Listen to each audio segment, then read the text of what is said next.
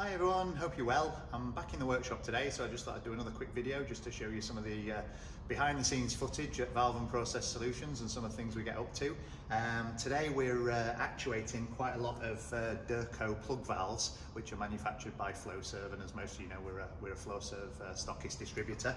So we've got the Durco plug valves. We're obviously, we've had the mounting kits manufactured. We fit in the Keystone F89 Actuator on there, which is a new product for us, which we're stocking now.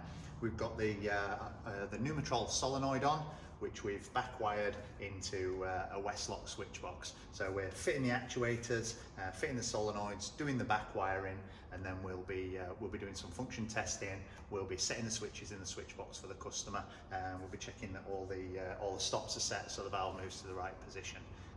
We've got quite a few of those to do today, so we'll start doing a quick little video just to show you what we're up to.